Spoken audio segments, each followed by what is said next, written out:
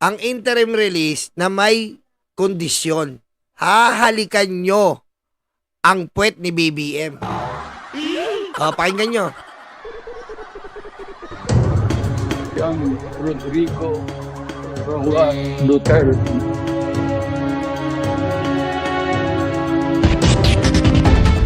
Naisumite na ng Office of the Prosecutor sa defense team ni dating Pangulong Rodrigo Duterte ang mga ebidensya kaugnay ng kinakarap niyang kaso sa International Criminal Court.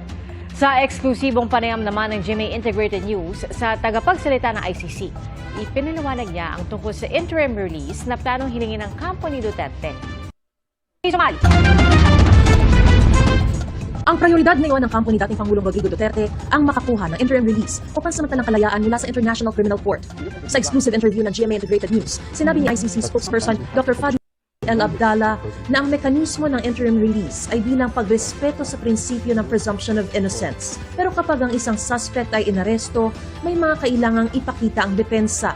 Ayan pwede po ang interim release. Pwede siyang pansamantalang palayain habang walang September.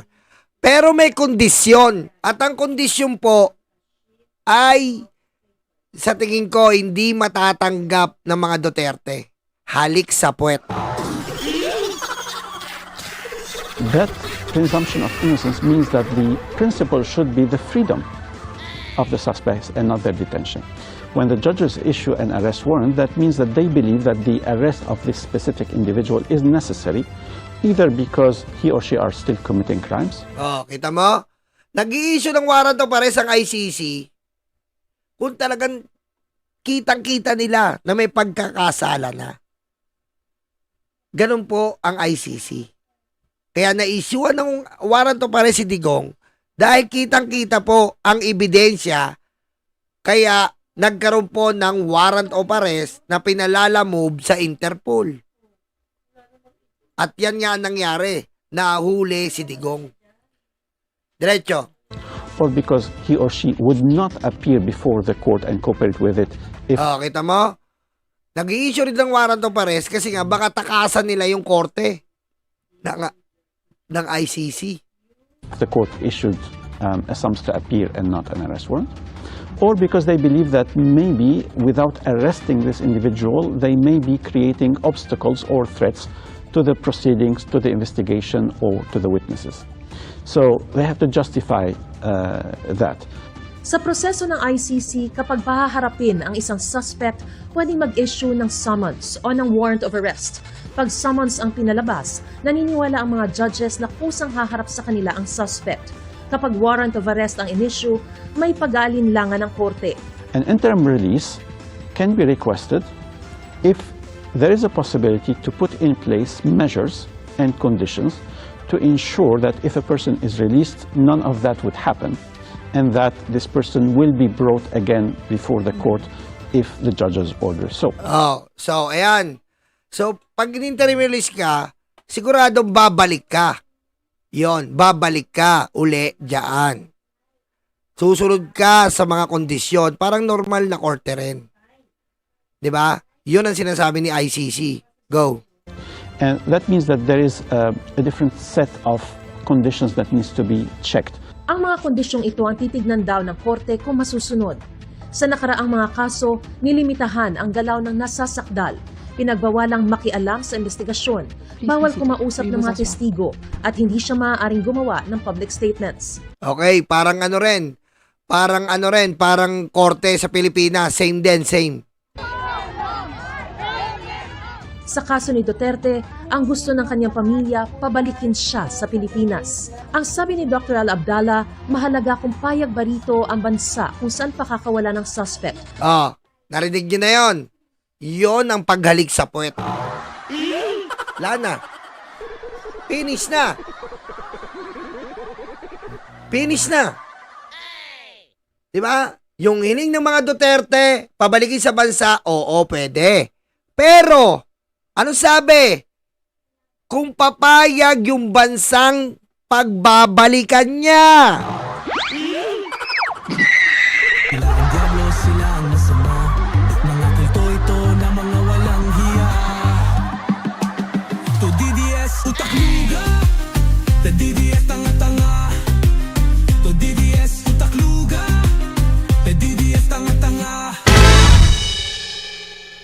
Paano yan?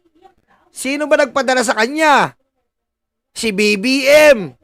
Paano mo mapapamayag na interim release? Sino kakausapin?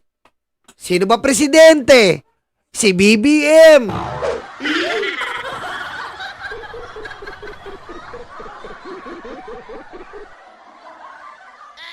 Paano yan ngayon?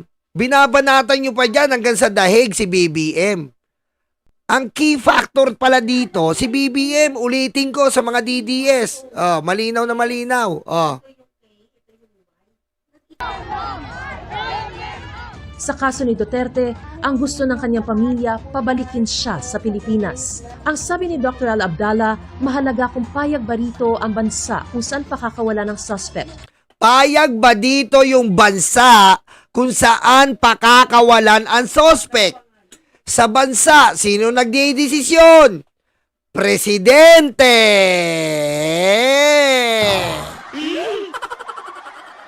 Sino nagpadala sa kanya? Presidente!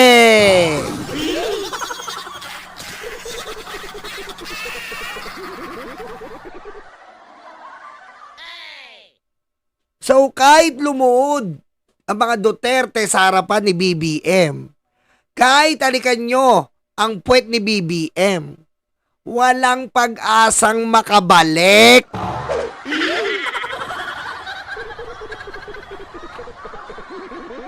Walang pag-asang makabalik. If ever nga pumayag na yung judge na pabalikin siya. Pero anong gagawin ni BBM? Tatablayin din kayo.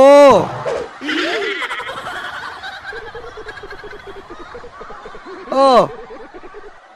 Ang sabi ng ICC, nagbibigay kami ng interim release. Pero, but, kung papayag ang bansang estado niya, paano yan? Winawalang niya nyo si BBM hanggang dahig. Si Sara, winawalang niya. Oh. Paano ka makakabalik ngayon, Digong? Matutuluyan kang abo. Hoy mga tanga, wala kayong ambag, kundi fake news at pagmumura sa FB lang. Isang tanong lang, may nagawa ba idolo nyo? Wala, kundi utuin kayong mga bobo. So anong dapat yung gawin? Halikan yung maigi yung puwet ni BBM. Pagtapos yung umalik, 1 linggo kayong magsiluhod.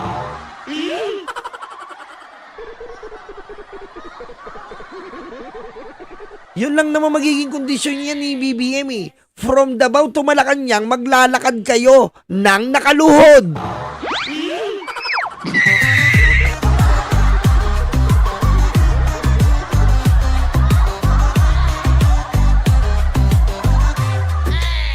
DDS utak luga. Ano yan? Estado ang magdidesisyon. Kaya nga sabi ko sa inyo, Estado, Estado, Estado. Presidenteng Bongbong Marcos nagpadala kay Digong doon. Sa tingin mo, pababalikin pa yan ng presidente rito? Never! Hindi na babalik yan. Diba? Kaya tama yung Impactus Benedictus Cactus. Diba? Doon pa rin tayo pupunta sa Impactus Benedictus Pectus Cactus, na kung saan doon estado pa rin na magdidesisyon. Oh, estado doon sa Impactus na nagpadala sa iyo, estado pa rin na magdidesisyon sa interim release mo. Patay kang bata ka ngayon.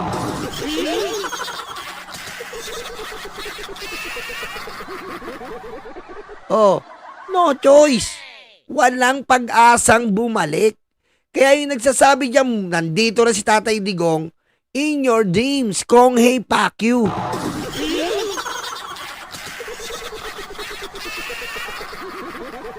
Na makipagtulungan ito at susundin ang mga kondisyon na kaakibat ng interim release. Does this country accept this release? Does this country accept this release? Kayo tanungin ko, does this country accept his release? Ano siya? Pilipino. Saan siya dapat bumalik? Sa Pilipinas.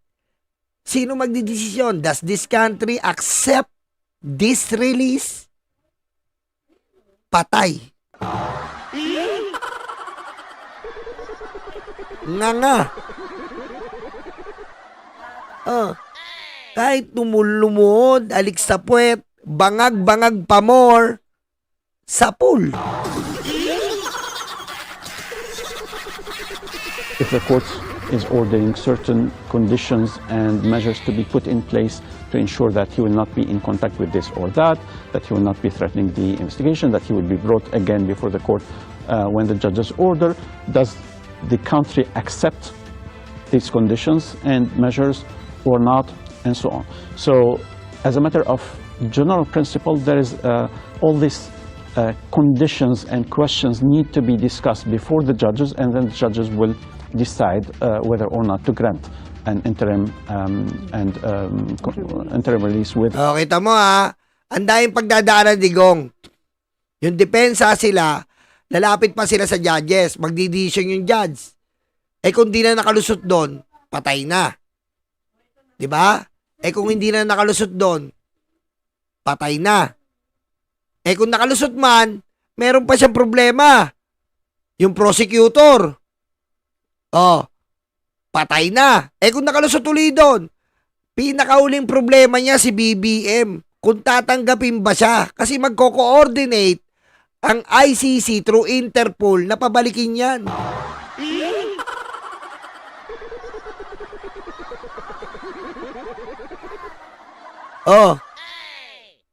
Ano sabihin niyan? Hello, President Bongbong Marcos? The interim release had been released by the ICC.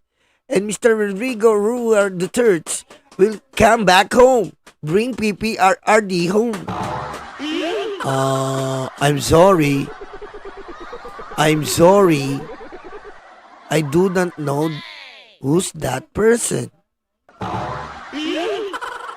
I don't know who's that. Who's that?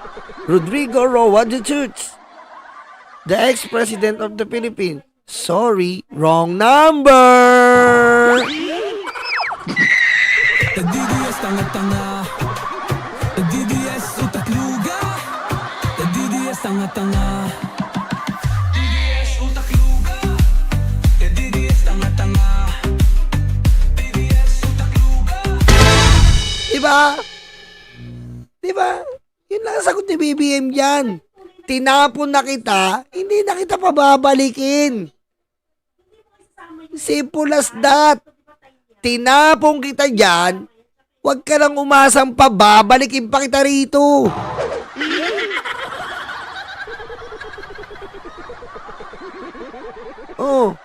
Ngayon, tindihan nyo pa ang rally. Bukas, birthday ng demonyo. Tindihan nyo pa. OFW, no remittance, tindihan nyo pa.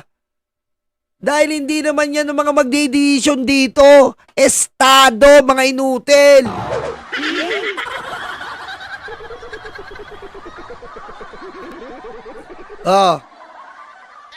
BBM pa rin, halik sa puwet.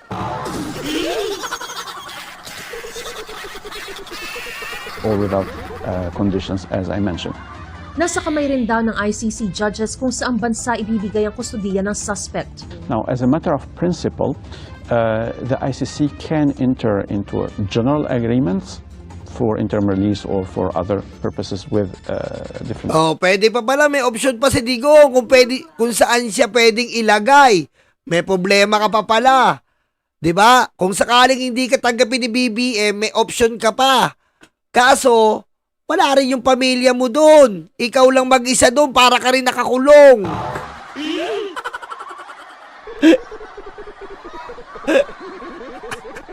Ang saklap ng kalagayan nito. Ang saklap ng kalagayan ni Digong.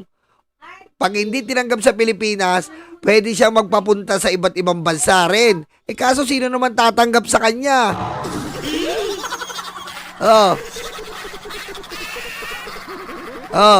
Sino naman tatanggap sa'yo? Tinabla ka na ng China. Stupid.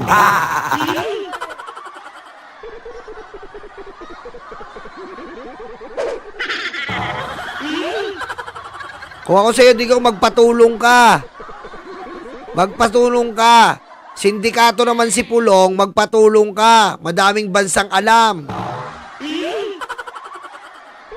States, but can also enter into ad hoc agreements with certain states for specific cases. Isa sa isyu ng kampo ni Duterte ang paraan ng kanyang pagkakaaresto. Ang malinaw, sabi ng ICC, paano man naaresto si Duterte, nasa ilalim na siya ngayon ng jurisdiksyon ng ICC. Oh, kita mo? Tingnan mo, ICC mismo nagsabi. Yung sinabi ni Mel Santamaria, ambictus defectus, mandatus defectus benedictus cactus. Yung pa rin, illegally arrested, properly detained. Anong sabi ng ICC? Hindi man po proper ang pagka-aresto. Ang importante po, nasa custody na siya ng ICC. Illegally arrested, properly detained.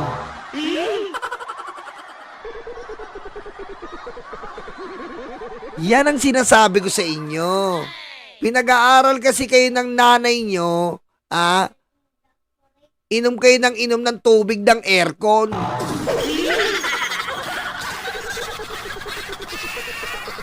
Totoo yan, Seven Samurai. Ang membro lang ng ICC ang pwedeng kumupkop kay Digong. Alam mo, Digong, doon ka na lang sa Africa para makatikim ka ng black label.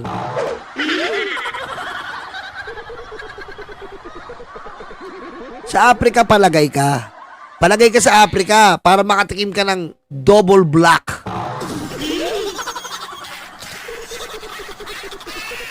At ang mga umano'y krimen na nangyari at inirereklamo sa kanya ay naganap ng bahagi pa ang Pilipinas ng Rome Statute.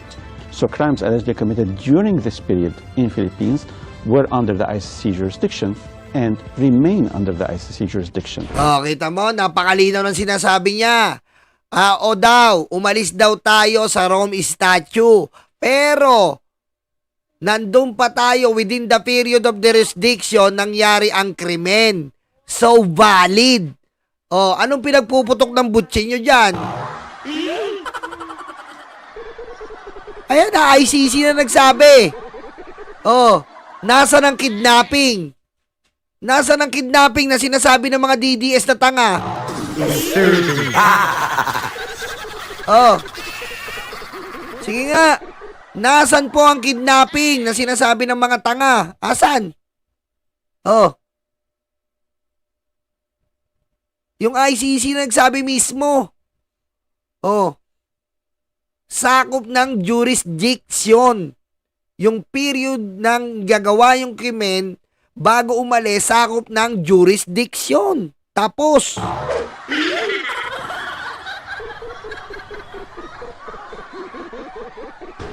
Samantala, sinabi ng ICC Office of the Prosecutor na na-disclose na sa defense team ng dating Pangulo ang ebidensya kaugnay sa kinakaharap niyang kasong murder as a crime against humanity.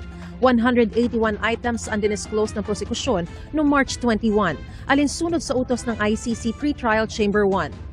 Mula rito sa The Hague, Netherlands, para sa GMA Sapol. Oh. Lahat sinagot. Integrated News, ako si Mariz Umali ang inyong saksi. Mga kapuso, maging una sa saksi. Sa po, lahat po sinagot. Jurisdiction. Scope. Pag-alis. Interim release. Wala na. Walang pag-asa lahat. Supalpal. Kung gusto mo makalaya, halik ka sa puwet ni BBM, Digong. Yun ang masaklap. Sa ayaw mo sa gusto, kung anong sabihin ni BBM sa'yo, gagawin mo. Kaso, bago mangyari yon, kailangan malusutan muna ang prosecutor at ang judge. Ngayon, kung siniswerte ka, nalusutan mo, abay, very, very good. Ang poproblemahin mo na lang, ang pagbalik sa Pilipinas. Na kung sa tingin mo, papayag si BBM na pabalikin ka, in your dreams.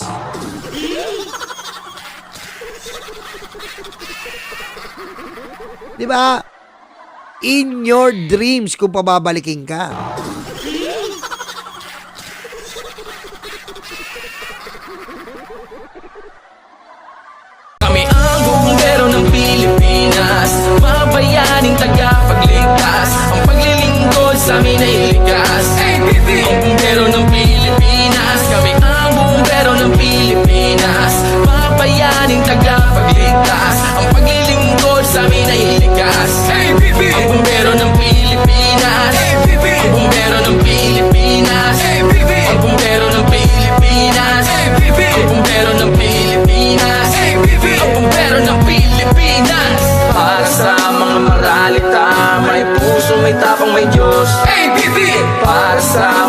maralita, may puso, may tapang, may Diyos. ABB!